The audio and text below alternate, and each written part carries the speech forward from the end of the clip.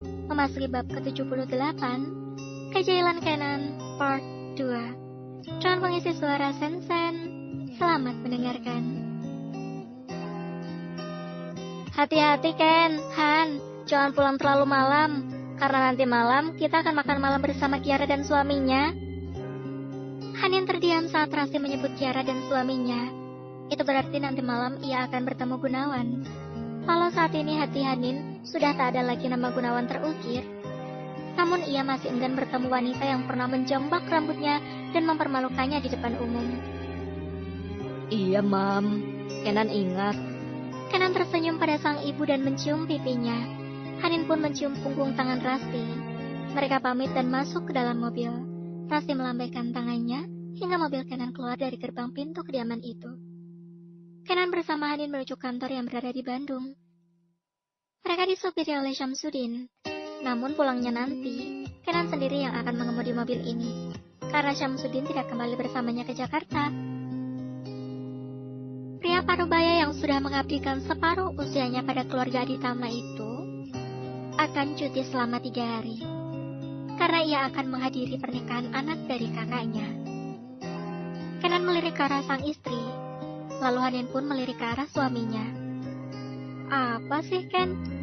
Hanin menggelengkan kepalanya sembari tersenyum. Emang gak boleh liatin kamu? Hanin menggeser tubuhnya untuk lebih dekat berhadapan pada sang suami. Kamu merencanakan sesuatu ya? Hanin menatap kedua bola mata Kenan. Enggak. Jawab Kenan. Mau bawa aku ke apartemen dan kita bermalam di sana, supaya aku nggak ketemu Mas Gun? Iya.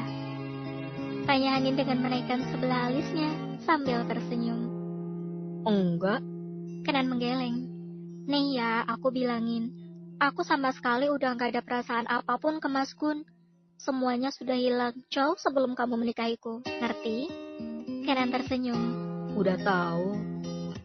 Kamu sering bilang itu. Dan aku percaya. Apalagi kamu sering menyebut namaku dengan sensual saat dirani. Hanin langsung membungkam mulut suaminya. Diam, nanti kedengaran Pak Udin. Bisik Hanin menunjukkan arah matanya ke depan. Karena Hanin duduk di belakang kursi Syamsuddin, Kenan tertawa. Walau tawa Kenan tak terdengar karena mulutnya masih dibungkam oleh telapak tangan Hanin. Suara Kenan tertahan. Kemudian Hanin membuka telapak tangannya. Maaf, lagian kamu sih nakal banget. Kenan meneruskan tawanya. Itu kan fakta. Tahu ah. Sungut Hanin lalu ia mengalihkan pandangannya ke jendela dan membelakangi Kenan.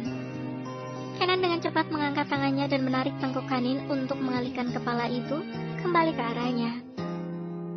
Apaan sih Ken, dasar pemaksa? Hanin melepaskan tangan Kenan yang ada di lehernya. Lagian, siapa suruh membelakangi aku? Hanin mengerucutkan bibirnya ke arah Kenan, membuat Kenan kembali tersenyum.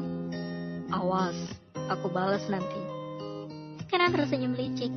Sementara Syamsuddin hanya menggeleng dan tersenyum, mendengar dan melihat pertengkaran kecil yang lucu itu dari balik kaca spion dalam. Sesamanya di Bandung, Hanin langsung berpamitan pada Kenan untuk langsung menuju rumah Irma. Kenan mengangguk dan meminta sopir kantornya mengantarkan sang istri, karena Syamsuddin sudah akan pulang ke rumahnya. Dah, Ken, aku senang-senang dulu ya. Selamat bekerja, semangat. Ledak Hanin dengan mengibarkan kartu platinum milik suaminya, karena Hanin akan membelikan Irma perlengkapan bayi yang banyak. Kenan tersenyum. Silakan, tapi ingat, kamu siap-siap untuk menyenangkanku nanti. Bisik Kenan sesaat setelah Hanin mencium punggung tangannya untuk pamit. Dasar mesum. Hanin mengerucutkan bibirnya dan hidungnya bersamaan, seolah tidak takut dengan ancaman sang suami. Kenan kembali tertawa dan melambaikan tangannya ke arah sang istri yang hendak memasuki mobil yang sudah disiapkan sang suami. Kemudian Kenan masuk ke dalam kantornya dan mulai berkutat dengan pekerjaan, serta berkoordinasi dengan Riza yang sudah ia tugaskan ke Amerika. Sedangkan Hanin tengah bersenang-senang menggunakan kartu limited edition yang nolnya berjajar hingga berdijit-dijit. Hanin mampir ke sebuah baby shop sebelum sampai di rumah Irma. Ia berbelanja semua perlengkapan bayi, hingga ke pompa ASI elektrik, karena menurut Hanin, Pasti Irma akan memerlukan alat itu setelah ia kembali bekerja nanti. Beberapa jam kemudian, Hanin sampai di depan rumah Irma. Kebetulan suami Irma pun masih mendapatkan cuti dan masih menemani istrinya di rumah yang baru pulang dari rumah sakit. Irma! Teriak Hanin yang langsung menghampiri sahabatnya dan bercibika-cibiki. Han, apa kabar lo? Irma dan Hanin berpelukan hingga tubuh mereka bergoyang. Mereka berpelukan erat dan lama. Makin ceria aja lo. Gak kayak dulu waktu pertama kali datang ke rumah gue. Kusut kayak benang layangan. Irma melonggarkan pelukannya. Sial banget gue hari ini. Tadi pagi gue dibilang kebo, sekarang dibilang kayak layangan. Sungut Hanin. Irma tertawa. Siapa yang bilang lo kebo? Kenan. Hanin beralih duduk di samping bayi mungil Irma yang sedang tertidur pulas di atas tempat tidur milik orang tuanya. Untung saja, teriakan kedua wanita dewasa ini tidak menyurutkan keinginan si bayi mungil itu untuk tetap terbang ke alam mimpi. Ir, anak lu cakep banget. Ujar Hanin dengan mengelus pipi lembut bayi Irma dan Rizky yang berjenis kelamin perempuan. Iya dong, emaknya cakep, anaknya juga cakep. Ih, narsis, jangan tiru mama kamu ya sayang. Kata Hanin mengelus kembali pipi mungil itu. Han, Pak Kenan baru nyadar kalau lo tidurnya kayak kebo. Tapi dia tetap cinta ya sama kebo ini. Irma, terengah Hanin membuat Irma tertawa. Hanin memang terkenal keblok jika sedang tidur. Ia pun biasa dipanggil kebo oleh kedua sahabatnya.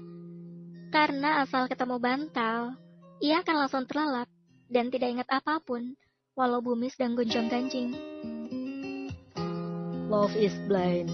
Keburukan apapun dari orang yang dicintai pasti dilihatnya menjadi lucu dan menggemaskan. Ucap Rizky sambil membawakan minuman dingin untuk Hanin. Tuh, itu kata cowok, berarti benar. Salut Irma. Irma kalau tidur suka ngiler terus ngorok, tapi aku tetap cinta. Ucap Rizky lagi. Teriak Irma manja membuat Hanin tertawa. Ya, mungkin seperti inilah kaum Adam. Selalu senang meledek dan menggoda istrinya. Hanin cukup lama berada di rumah Irma hingga ia lupa mengabarkan suaminya. Bapak sudah menelpon. Ujar sopir Kenan yang bekerja di perusahaan ekspor miliknya. Ki, pulang sana daripada kena hukuman nanti, kata Irma. Biarin Han, paling dihukumnya nanti malam. Ada Rizky. Ledekin Hanin aja. Ternyata ya, suami lo sama suami gue 11-12. Bisik Hanin di telinga Irma. Ya, orang pendiam emang gitu, Han. Pak Kenan sama Rizky kan orangnya lempeng kayak jalan tol. Kerja terus, lurus aja kagak belok-belok. Jadi pas punya istri dilampiasinya ke istri semua. Hanin tertawa. Ternyata perkataan sahabatnya ini ada benarnya. Kedua wanita dewasa ini pun tertawa bersama.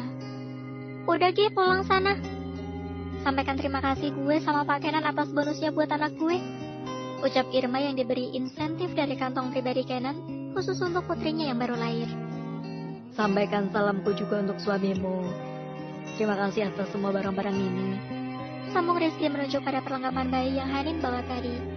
Oke, siap. Hanin tersenyum. Lalu Irma dan Rizky mengantarkan Hanin hingga mobil yang Hanin naiki berlalu dari rumahnya.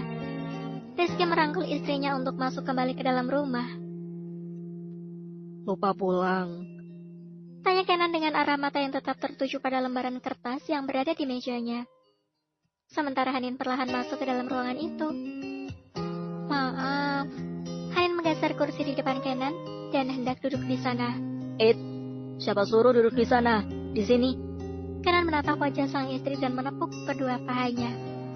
Hanin kembali berdiri dan berjalan menghampiri suaminya. Ia pun duduk di pangkuan Kenan dan melingkarkan kedua tangannya di leher itu. Hanin duduk di pangkuan Kenan dengan melebarkan kedua pahanya dan menghimpit perut rata sang suami. Kenan langsung berdiri dan menggendong Hanin seperti koala. Katanya tadi cuma 3 jam, tapi ini sudah 4 jam. Ucap Kenan sembari membawa Hanin ke sofa yang ada di depan meja kerjanya. lalu Kenan duduk di sana.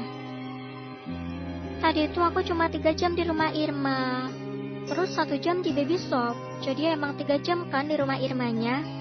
Kenan tersenyum. Alasan, kamu harus... Karena hukuman, Hanin melanjutkan perkataan Kenan yang sengaja ia potong. Lalu Hanin mendekatkan bibirnya pada bibir Kenan. Ia mulai mencium bibir sang suami dan melumatnya. Persis seperti yang biasa Kenan lakukan padanya. Kenan pun langsung membalas ciuman itu dan menekan tengkuk Hanin, agar pagutan itu menjadi lebih lama. Setelah puas menikmati bibir Hanin yang lembut, Kenan pun melepasnya. Ibu jarinya mengusap sisa saliva yang masih menempel di bibir ranum itu. Hukuman selesai, ucap Hanin. Kenan tersenyum. Belum. Ia menyeringai licik. Hanin kembali mengerutkan bibirnya. Masih ada lagi. Kenan mengalihkan pembicaraan. Sekarang, ayo kita pulang. Mami dan Kiara pasti sudah menunggu kita di rumah, ucap Kenan. Hanin pun hendak turun dari pangkuan sang suami. Namun Kenan menahan kedua pahanya. Sebelum itu, lepas ini dulu. Kenan memegang kain segitiga pengaman yang menutupi bagian sensitif Hanin. Ih, apaan sih, Ken?